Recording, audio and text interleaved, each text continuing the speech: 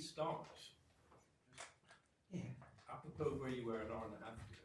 You drew your picture there Yeah. and said, well, do we prefer the yellow or do we prefer the blue? I think one point we haven't sufficiently emphasized is it depends what you want to use the model for. It depends on the decisions ultimately on the decisions you're trying to make and how the errors in your model affect those particular decisions. So if you were trying to predict where distances from the right answer will what incurred penalties, then there might be something to be said for the wiggly blue. But if you're trying to predict the rate at which something's changing, then the yellow does much better. And I feel this is very rarely emphasized. My feeling is if I wanted to predict the next one, the blue one might be really good. But as I go further into the future, there is less belief that this was found. I mean, effectively, the problem is that fitted well in one sense, but in fact we'll probably have, if you imagine doing a likelihood fit, and you actually build in imagine you're fitting into a highly correlated surface, that one at the top will probably be quite sort of in a good part of the likelihood space. That part, one wiggling around like that, will probably be in a funny part of the likelihood surface. Because it should, so it's a surprising value. So your confidence that it is a good choice rather than a random curve fit. I mean, that was actually the issue really, I think.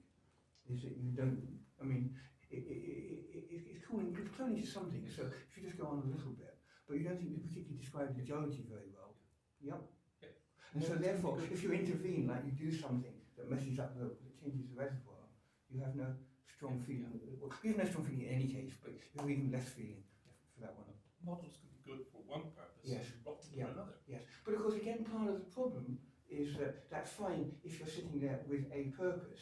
But these guys create this reservoir where they give it out and then it gets used all around in many, many, many different contexts, many of which they don't even know at the point when they produce these things, which is a fundamental issue with the thing that I completely agree with, that what's a good choice for one purpose may be a bad choice for another. And a good analysis, I mean, a really good analysis should show what are the best choices for different purposes. Yeah. And again, in principle, you can cash out, by understanding the discrepancies and how they change over time, etc. And sort of, that different choices will have different discrepancies, they will have different reliabilities for different things. And you could imagine in an enlightened world where people undertook that, they understood it, and then they ran different things. And that's where you're going. In cases it really matters, people will die and there are different things you can do, and there were informed decision makers. The whole package of this effectively is the answer. It also relates to what you were saying about uncertainty. That it's not a question of whether it's uncertainties in the mind or whether somehow it's out there objectively in a perhaps quantum world. I don't know if it ever exists. What uncertainty at the end translates to is an inability to make the right decisions. That's its practical upshot. And therefore, again, the uncertainty in your model relates to what you're using it for. And it's insufficiently emphasized in the real world, as you say, because people build models and they get used for all sorts of things, and they don't realize that the model they build, its quality is intimately related to what they're using it for. No, obviously there are huge issues around all of this, but at least a description of your best judgments about the world, it helps me reading this. Now, I was asked, sorry. It's a slightly different thing. I was going to say, you didn't say from the beginning whether your starting X, your X star, if you like, was fitted to the data. If it's fitted to the same data that you're going to use to evaluate discrepancy. Yeah. And that's to me a fundamental statistical issue. Okay, so there is an open question. As I said, the reason I said I wouldn't go into particularly talk about it in too great detail was because I was going to move beyond what I did there. But when I wrote down,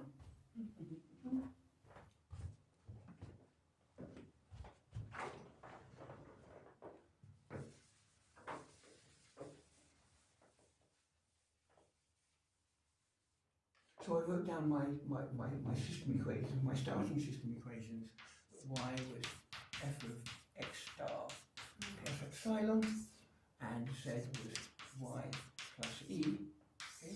And you'll notice I've already gone beyond that because I've already started building epsilons which are not independent of this thing. But if you even go back to this, so the idea of this was to think about it in the way that we think of like statistical models, that there is a true value of the parameter, okay, and then what you see is a probability distribution determined by that. So if you think about this as not what I fitted to the data, but the unknown true value of the parameter. So every time you see someone calibrating a model, they're taking the sort of like the old statistical view that this is a probability distribution. There is a true value of the parameter. If I told you the value of the parameter, the distribution of everything would be this. But this is not a value that I fit into data. I fit the data to try to learn what that is. Yeah.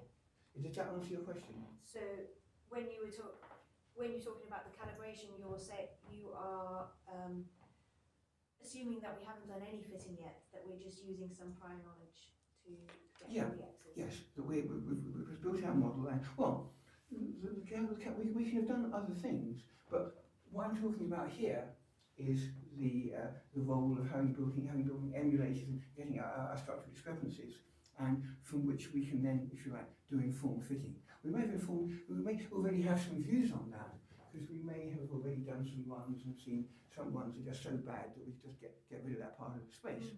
But that's part of fitting. So I just think, I mean, it's very human to go on fishing expeditions, but we know that there are problems. Every time you go on a fishing expedition, you've got a chance of making a big error.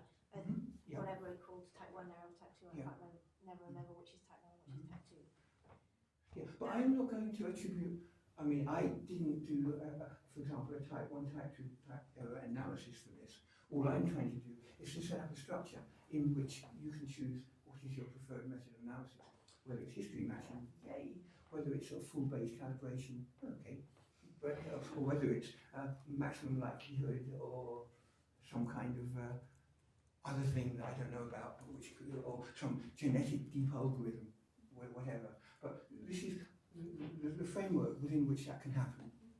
So I'm fine with showing people, with thinking hard about what your model is supposed to do, and with saying which parameters might be my suspect parameters that you've got there. So which parameters do I reckon would be most likely to be causing the discrepancy, and then let's explore those. I'm fine with doing that, and then showing people the range of output of uncertainty or possible worlds, plausible worlds. But I'm just suspecting that people won't do just that. No. They'll do that, and then they will cherry pick the parameters that did work in a sense that made the discrepancy less. That's one of the reasons that we advocate procedures like history matching that force you to look at all of the parameters at work. Yeah, I mean, it's precisely, I mean, because in fact that was, of course, when, as I started off by saying, that's how history matching works in the oil industry. You exactly cherry pick, you find a solution, whereas in our version of history matching, you find all the solutions, and then you can, if you want to cherry pick among those, but it's still clear that there are a whole bunch of other solutions which would have fitted about as well. So it is again, no, I mean, anything you use, you can misuse, but this is, but I just want things that you can possibly use, rather than then if people misuse them, well, that's the world, isn't it? I mean, Brexit. So, yeah. Oh, there was a question, I don't know whether I should talk about this, because when you asked me about how does this all turn into predictions, should I say a few, I mean, maybe, yeah, let me just say a little bit about that, okay, because, okay, so in this description, we'll put an X in here then, okay, so X star, okay, then how do we take this forward in time, okay, so we've now got everything, so, imagine for example that we've history matched, so we have a bunch H of possible X's, each one of which fits the data previously, so could give you a valid prediction. Okay? Then what would you do you would take a particular x, and what does that say about work using that x? What would the prediction range be? Well, you have your emulator f of x. Yeah. So now it's quite hard in general to write down the distribution of the your prediction in the future, but it's easy to simulate it. So this is what I always suggest people do. Okay. So let's suppose you have one past observation and one future observation. So we have f1 of x is past and f2 of x is future. Okay. See, this is the reason why it's good to build joint emulators. So I build a joint emulator for f1 and f2. Okay. So what I now do is the following. Okay.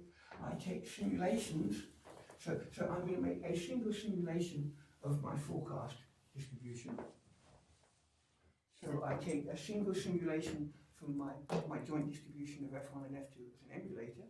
Why So, would the x be the same? What? Why would the x be the No, same? what I'm saying here is that I'm saying, okay, so what I've got, imagine they're like geologies of the reservoir. Okay, I'm saying, supposing this was the geology of the reservoir, what would my forecast be for pressure like in a year's time, given it also had to be the geology of the reservoir now. Yeah, so this is what links across, the geology of the reservoir now in geology of the reservoir future is the same. If this is the geology of the reservoir, what's our forecast? And we run that over geologies which give reasonable representation of what we've seen in the past. Okay. Yeah. Well, So- for a lot of models, the inputs would be different at different times, and that would be. So say it again? For a lot of models, the inputs x would be different at different times. Oh, yeah, but that's that would be itself parameterized into this. I mean, it's a set of things that you need to do to have. I mean, they will be different, but they will be different. Either they're stochastically related, which again, I mean, let me not talk about that simply because time ticks on. That would be a second level of simulation if you're going to do that. But anyway, for this case, imagine the geology now, the geology in the future. So you generate an F1 and an F2. Okay. Now, so let's say that I generate F1 hat x and F2 hat x. Yeah. Then what I'm going to want is I want to forecast y. Okay. So what I want to know is what F2 of x star is.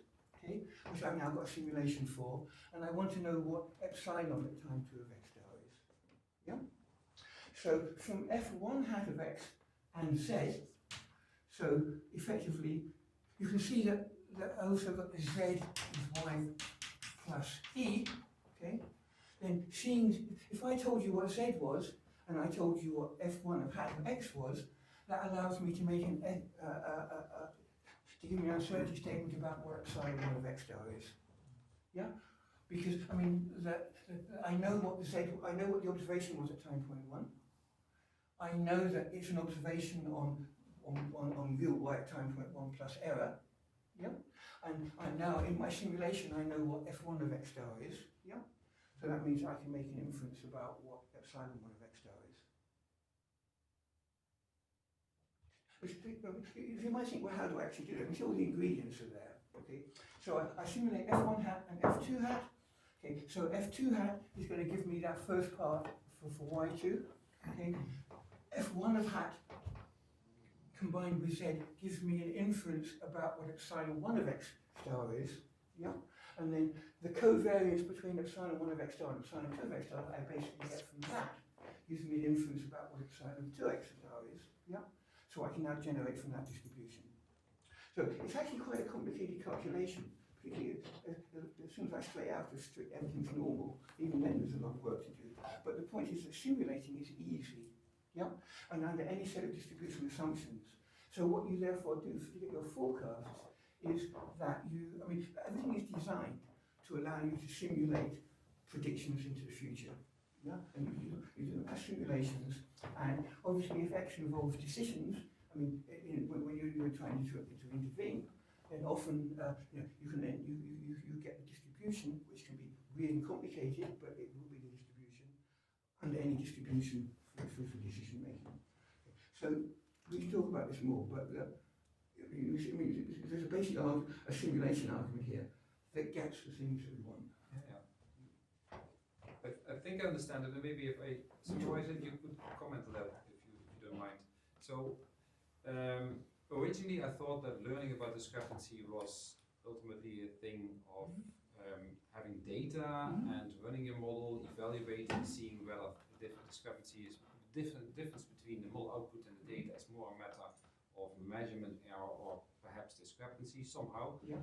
Now I understand that in these experiments that you do, the N experiments to assess your internal discrepancy, and N times U, because you also have to evaluate this for different inputs, that at that stage, in that process, you also include your future conditions, the conditions for which you're going to use the model for prediction. Yes, absolutely. So in terms of climate modeling, for example, climate impact modeling, you would also include there already the impact of playing with your parameters on predictions with time change. Okay, so let me say that in two parts.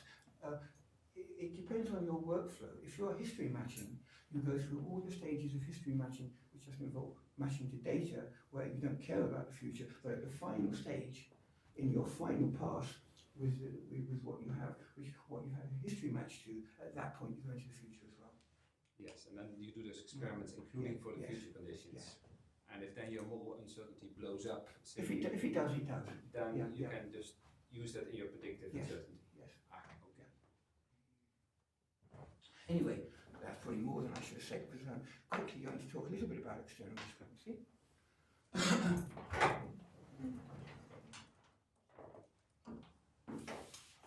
So internal are the things that the computer runs can do for you, okay?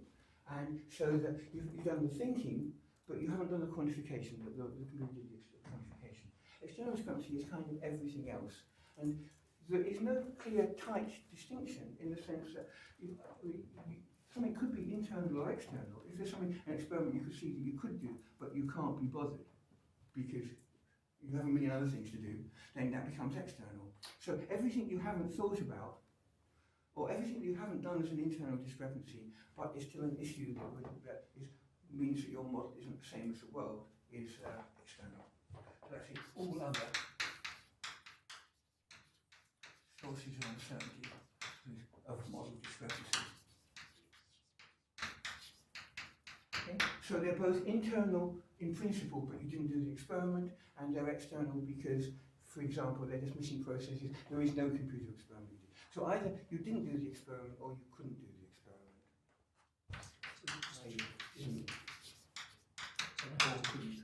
Just a question about this. The way you described the internal structural discrepancy, all the examples you gave were ones where the model you were using was nested within the more general models which you were investigating. Yes.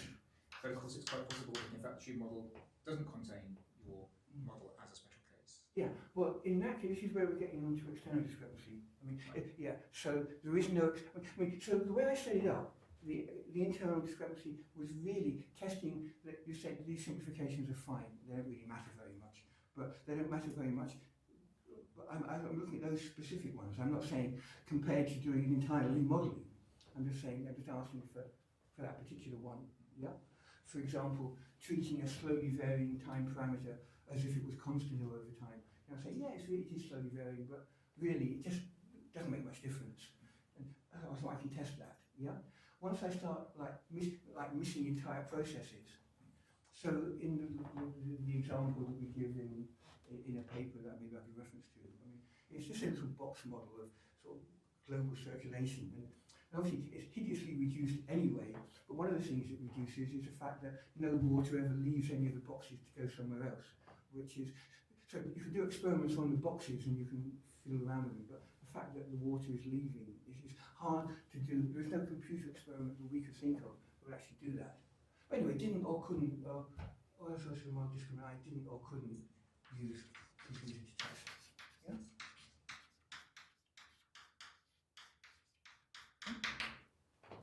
So there are three ways effectively that you can think about this.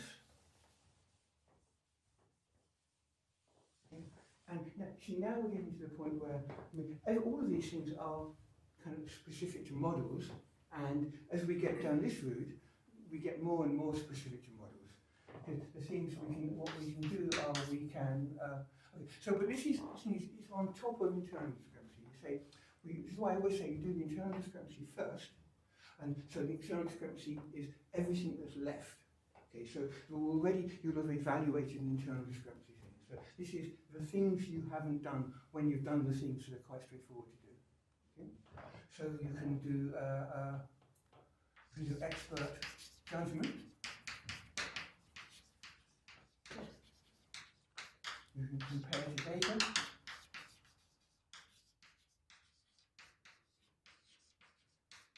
And you can model. So clearly, comparatively, there is some information in data. If you have some really high quality data, and you say, well, this model is great, it's perfect, everything's wonderful, yeah? Okay, there's actually no internal discrepancy, everything's just wonderful. But supposing you go around the entire input space, and every possible choice in the input space fits very badly, that would give you a kick to say that your external discrepancy judgment that it was unimportant was wrong. Okay, so clearly there is information there, and then that's an estimation problem. So expert judgment. Okay, so now this is, everything that can be done very badly can be done badly, or it can be done well. And badly is like the lesser of two evils. It's better than very badly. Okay, so the quick way of handling external discrepancy, okay, and this is my fallback position, is you say to the person, okay, we've done these internal discrepancy things, we've still got it a bit wrong, haven't we? Still, there are other things going on. So roughly, how big an error have we got left? And then they always say 10%. This is my years of experience. I almost feel like I could do like a magic trick where I have a piece of paper face down on the thing, and they think about it. Oh, I'm thinking very hard, and they say about 10%. Then I flip the paper, and I say, I'm an expert as you are. And for some reason, 10% is just a good psychological number for people. It shows you're taking it a bit seriously. It's not nothing, but it hasn't wiped your model out. And the funny part is that I sometimes work with people, so then they upgrade their model, and it's still 10%. And in fact, if you hadn't done the internal discrepancy analysis and you'd asked them, it would be 10%. Just because it's just, I don't know. But anyway, but the point is that I'm a bit snooty about that, and I'm going to be even snooty below. But it's much better to put that 10% in than to just ignore it altogether, just say 0. Yeah? Many of the worst things that happen when you ignore external discrepancy will not be ignored. So as a first order approximation, and in fact, if I can't access the experts, I just have to do something, 10%. And it is much, much better than nothing. And you can explore that 10%. And just as a comment on the history matching methodology, okay. So you might think you want to do sensitivity to that 10%. Okay? So what you do, pragmatically, is you start by history matching on a very large model discrepancy, okay? And what you then do in the final stage, you then try reducing it. Okay? So you say this is what I'm left with. If I think the model is pretty bad, if I tighten the model up, then I shrink within the final wave. And this is entirely because of the wave system for history matching. You do the first wave, stuff cut out, do the second wave, stuff cut out, third wave, stuff cut out. If you start by taking a small external discrepancy, and then you think, we should have done a larger external discrepancy, you have to go right back to the beginning to see and put everything back in, and none of the waves that you've done have any value at all. If you do it where you take a large external discrepancy and you do the sensitivity analysis on the final set, basically you can cut within that final set, and it's more or less a sensible thing to do. So I strongly recommend, if you are doing this, firstly, it's much better to do it than to not do it, and it's probably easier to get journals and people to accept this than do more careful thinking, because that involves careful thinking. And just do that. Just do 10%, or now I say 10%, a number that you think is appropriate. There is a comparison to data that are you getting a reasonable sort of range of fits for plausible values that are within about 10%? Yeah? And let's talk a little bit about that. So now, again, so in that system, then I'm coming back to writing something that looks a bit like this, plus epsilon external. There's also plus epsilon internal, yeah? So now, see, why I have problems with this is more about, so we're now stepping back to the general question, which I guess is a kind of philosophical, which is you build a model, what kind of information is that model intended to convey about the world? Okay? And it's natural to think that what the information that is conveyed is, if I only knew the right set of inputs and I evaluated F at that right set of inputs, that would be informative about the world. Okay? But is that really, so if I quite like drawing graphical models, I don't know whether you guys are happy with that, so I would say that there's X star is F, they go to F of X star, and that goes to Y, yeah? And that goes to Z, I suppose, yeah? And that says that the way that everything links in the choice of two parameters in F to Y, it links to the value of F of X star, yeah? So the thing that is informative is this thing here. And so when I'm saying if we were right plus or minus 10%, I'm kind of saying that. I'm saying, well, that here, this bit here is a plus or minus 10% transition. Yep. That bit, the error in Y are not there. You don't have those. Oh, so those no, should no. really need to be Yeah, corrected. this is a graphical one, so each of these is uncertain. Yep. So I haven't actually written them, but it's exactly the same as writing. Yeah. I mean, but often these things are implicit. If I just write a circle, it's random, and the things that made it random, I can leave them out unless they're linked. Yeah. So basically, it's an independence graph. The stuff at this side is independent of that, given this thing here. Yeah. So you might or might not find pictures like that helpful. But anyway, so the question is what we learn about is the content of the model, the value of the model at the best choice. So I used to think, well, that was fine, but then I just ran into problems, actually, serious problems in actually taking that view. Okay.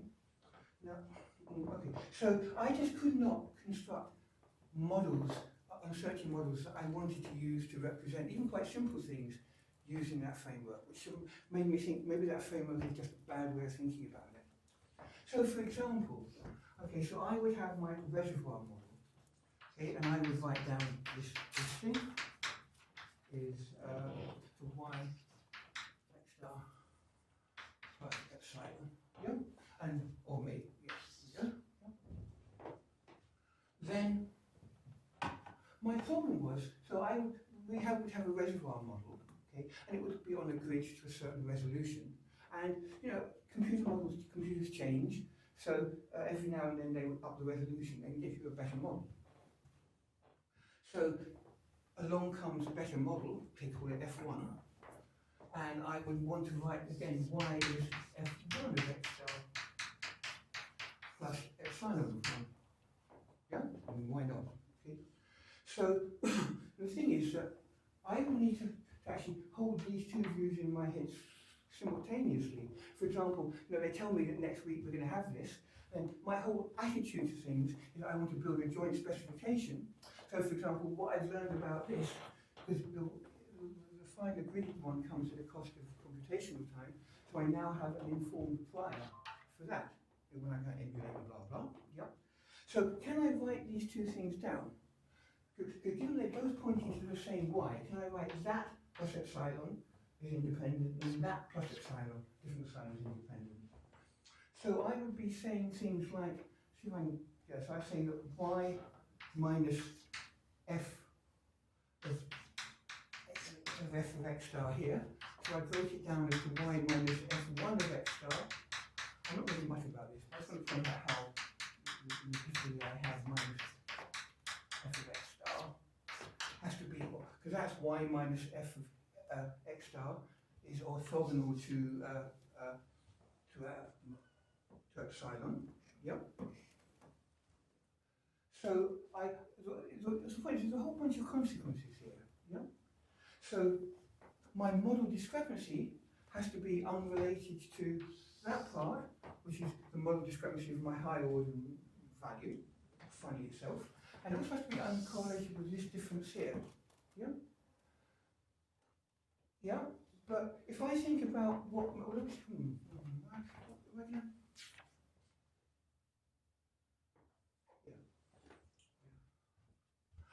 in fact I've written it down wrong.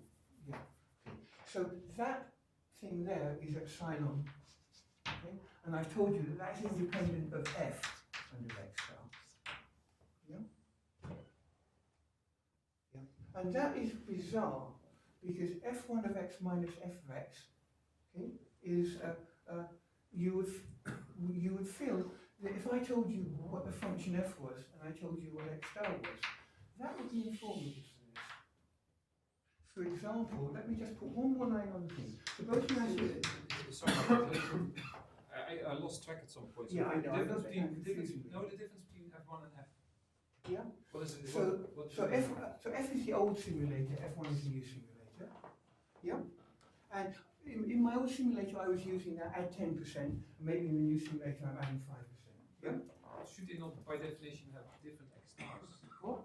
Maybe. I mean, I could make them different X stars, but that would just extend the argument. Let's suppose for now that they're the same. I know that, yeah.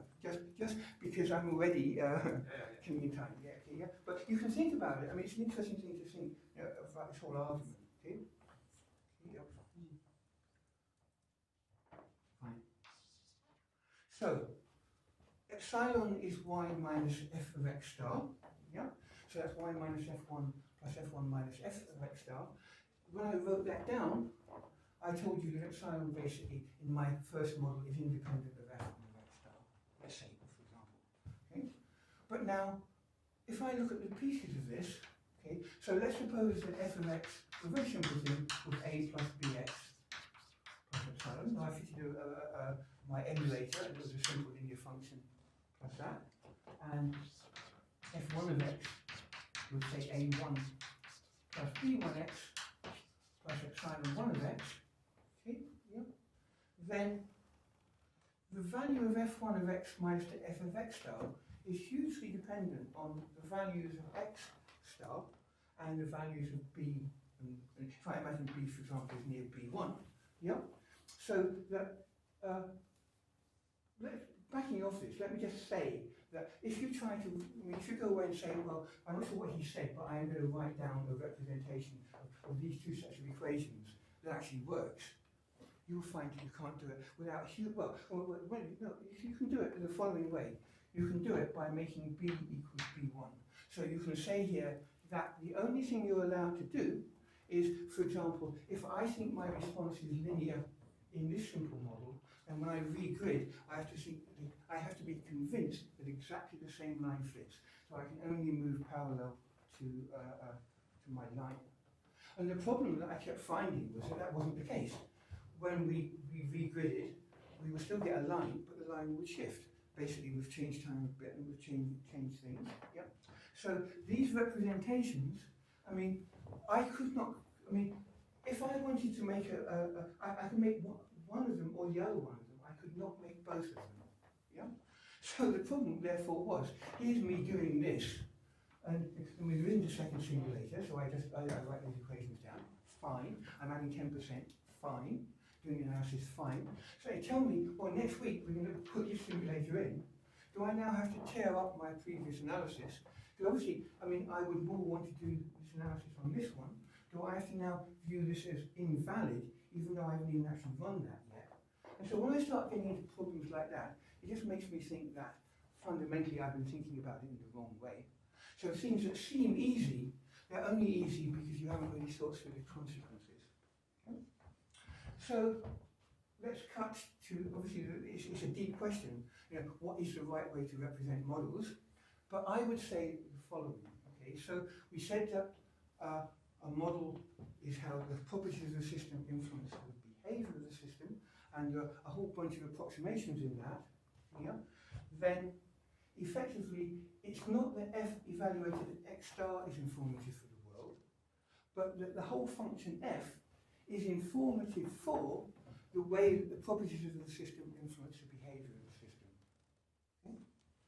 So it's not a particular choice, it's the whole function is informative for that relationship. Okay. So, well, how can you cash that out? Okay. So, interesting question. There are different ways of cashing it out. So, I'm going to tell you a word. Okay. So, F is a model. A model is an abstraction. Okay. We want to use it to relate to actually to move it to the world. So this is a process I call, and a couple of people who have worked on stuff with me, we call reification. Let me just introduce you to the notion, just so you see there is a thing that you can think about that maybe I could add to your list of concepts.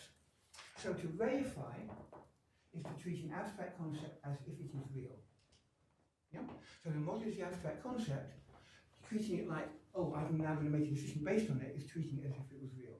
Now, reify is usually considered to be a mistake, basically the model is fallacy. So what I mean by reification is doing it so that is not a mistake. What do you need to do to your model so that treating it as if it was a real thing is actually a reasonable thing to do? Okay? So effectively, what we do is we say, okay, so that we introduce the notion of the reified model. Model.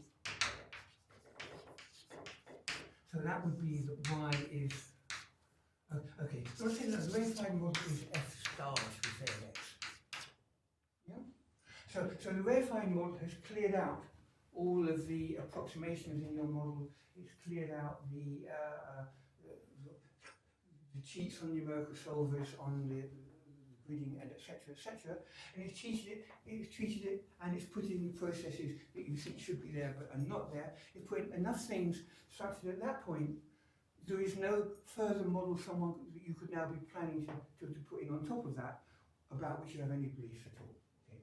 So what you therefore say is you say that y is f star x star plus epsilon. Yeah. So effectively, the 10% or the 5% or the whatever only happens at the top level. Yeah? So the reason that the model F is informative for Y is because F is informative for F star, and F star evaluated at X star is informative for Y. Why is there still an epsilon if you're working with F star? Why is there still an epsilon if you're working because with yeah, F star? I'm not necessarily saying that F star gets right the way up to it is reality, but it gets to the point where what we said just couldn't work, just adding a 10% error, for example. Okay, now it can work because all the reasons that I was just trying to explain to you very briefly about sort of model contradictions. There is no model I want to put higher than that, which will give me a contradiction when I do this. Yeah. So I'm not requiring it to be perfect, but I'm requiring it to have exhausted effectively the level of insights that I could use to effectively double check, to trip me up. Okay, yeah? Okay. So our statement therefore is that F goes to F star, X and F star goes to F of X star, and that goes to Y. Yeah? So you might, sorry, that's an F, yeah, that's F star of X, yeah. So F star of X is we call the reified model. And basically the reason we call it the reified model is that I was working with Jonty Rougier, and I explained to him this word reification. He's got such a great word, we had to use it in a paper, so that's why it's a reified model. Yeah? So effectively, this picture captures the notion that what we learn from F is not the value at its best choice, but we learn something about the shape of the relationship between inputs and outputs. And this thing F star, obviously we can't evaluate it, but we can emulate it. So obviously that is a question all by itself, but let me just give you a simple case. Okay. So here's me. I have my two models here. So I'm not writing those equations at all, but I am writing my emulators. So I write f of x is a plus 3x plus epsilon of x here. Okay. Maybe I haven't got to forget the second model. Now it becomes irrelevant. Okay. But what I can now do is I can emulate f of star again. It's a modeling judgment to talk about. Okay. I might say, well, as far as I'm concerned, okay, I still think that we can have a linear surface, but it would be maybe a different one. So I might write that as A star plus B star of x. So it now can shift around, and I then have to think how much would a more careful model change that slope, and then plus an epsilon dash star of x. And of course, we could change parameterizing. There are many things that we could do, but the point is that if you think that before I was just going to say plus or minus 10% on that, yeah, then it's much better to say plus or minus 10% on that, plus or minus 10% on that, and maybe plus or minus 10% on that, and to give me a better representation of the model that I think is actually gives me information. Okay? So now, the interesting thing about that now is that therefore I am not trying to calibrate my model. If you go back to look at this picture here, I am not trying to make f of x near to z. I'm trying to do a version of the inference where I'm going to choose an x star such that in this graphical model, my inference tells me that f star of x star is going to be near to z. Now, I think that that's a good system because it's actually a good way of thinking about things. You probably would need to go away and think about it a long time before you be sure even that it was clear what it is that we were talking about, but the notion. But let me just address one point here, okay? So now imagine that you're trying to write for a journal, and you say, well, instead of calibrating my model, there's this other thing here that I can't run, but I'm going to calibrate that one instead. Okay? Should you be embarrassed by doing that, or should you face up front? Okay? So let me say that, in fact, when you actually think about doing this, it's clear you should be doing this. I mean, imagine the simplest possible case. Maybe, okay, the simplest way I could create a verified model, I could say, well, maybe it's just the scale is wrong. You know, my f of x output, probably I need to rescale everything. So really, so maybe f star of x is just some number a times f of x. And I'm just not sure what a is, but I have no reason to think it's 1. Yeah? Now, in that case, would I really want f of x to be as close as possible? Or would I think, let me now actually incorporate uncertainty about a and think about the combination? I think you would want to combine them, yeah? I mean, I can't see any reason why you care about getting f of x close to z when you think that in principle there's a rescaling. And coming back to this one, okay, so you put your emulator here, and you have your linear combination here. So the notion that you want to get that line plus epsilon sort of close to z, but it's not that you know that if you model more carefully, you know, that line would change. So it's not actually different from this example up here. The more you get into thinking about what does your model really informing you about, okay, it is what the model, so what this effectively running f of x told you is that there is basically a linear relationship with error, okay, okay, and it gives you sort of good prior information about what the coefficients are. That doesn't mean that this ends up having to be the model that you fit, that you just choose the x star that best fits this thing here, okay? It means that you should think about your uncertainty in A star and B star, and blah, blah, okay, yeah? And then do that fitting. Of course, you can be much more careful. To go up to this verified model, you can spend a lot of time and a lot of thought, and that would be hugely valuable. But I'm just saying here that just like you say, plus or minus 10%, and that took me like a minute. Just looking at the emulator, I can just be better by a huge order of magnitude just by actually looking at the form of the emulator and updating that. And so why external discrepancy is hard to think about is because it really requires you to think why you thought your model was informative about the world. It's a big question, okay? And if you just go away and think about that, yeah, and think, is it the model that's informative for the world or the value at the maximum? You know, then you might be interested in doing this. And there's a paper, Reified Modeling or something, me and Jonty Rouget who wrote that, which will talk through some of the arguments and give you an example. So, yeah. So the problem with this, for predictive modeling is that for the internal discrepancy, you can write this joint probability distribution for the past and the future, but not for this. Well, yeah, you see, again, because this is where we're in a world of judgments, yeah. But on the other side, so we get, because what you're going to need, so if I imagine f of x now, I've just taken it as a single scalar, but maybe in fact it's a vector, I don't know, so it's a vector, take that a vector and make that a matrix, yeah, okay?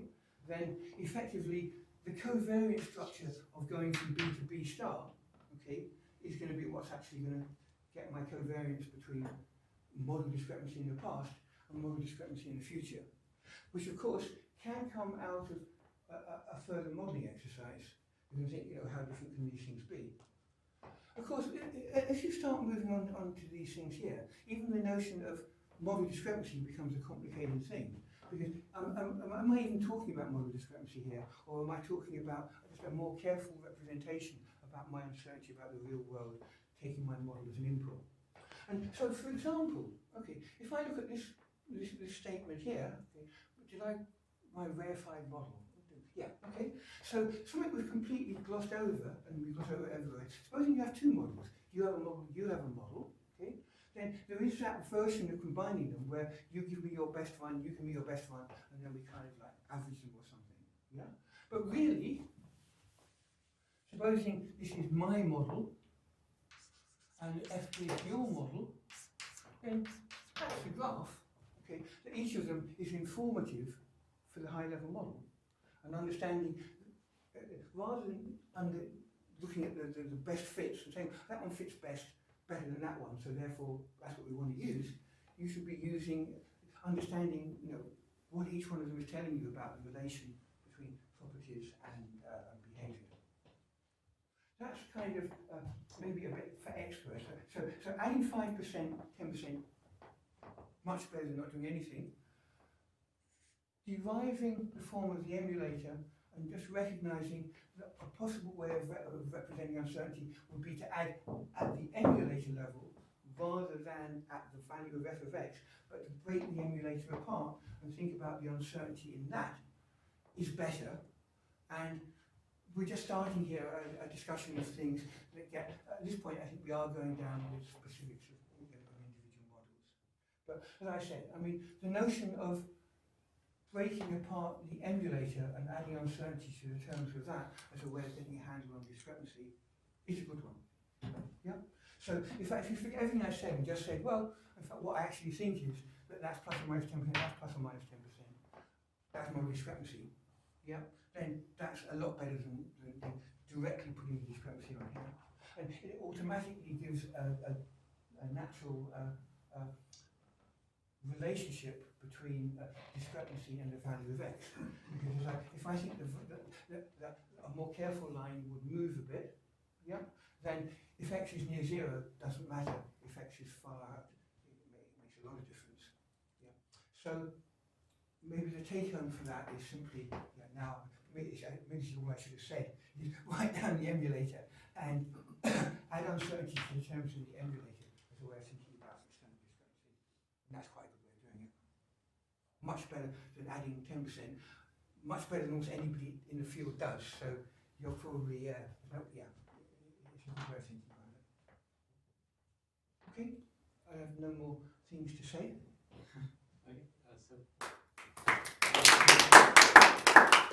So I'm happy for the rest of it. If anyone wants me to try and look at their model through some of these lenses, obviously I'm happy to do that.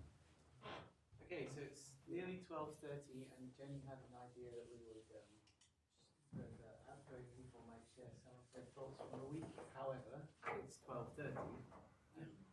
So, do we have a strong feeling of wanting to go for lunch now, or do we have some stamina? I attach no value to it. I could go half an hour.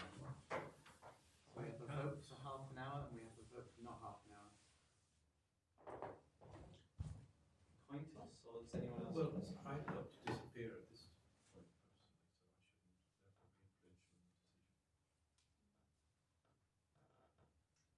decision. I think while we're here, it's probably good to do it, isn't it? Before we possibly lose people. lunch and emails and stuff. Getting feedback from people who are leaving is just a good Well, thing. yeah, I kind of, I didn't mean just people who are leaving, actually. See Or what, sort of see where the working group's up to, is there a way of doing that in 2 minutes each? So I'm easy. What's in The fact that I progress? talked for too long, I shouldn't get a vote, I think. You messed it up.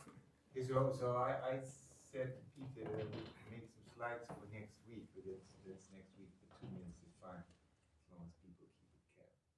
'Cause some are staying and 3 or 4 are leaving.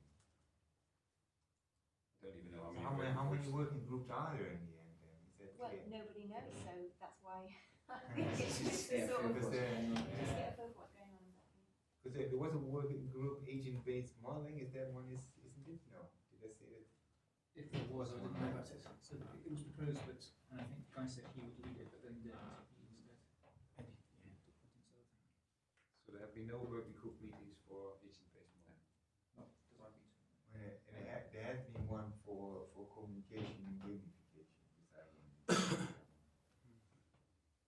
Okay. And there have been several meetings of the biodiversity Yes. working group. And we have a possible idea with Martine. Well, Martine tried to download my brain onto a blackboard. So one of her Bayesian belief networks. We don't know where that's going yet. We can talk about that again.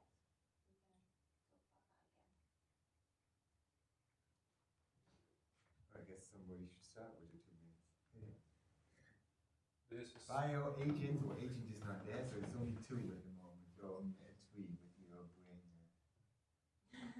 Well, I think I heard bio is a more formal thing. I don't Should we know. turn this off?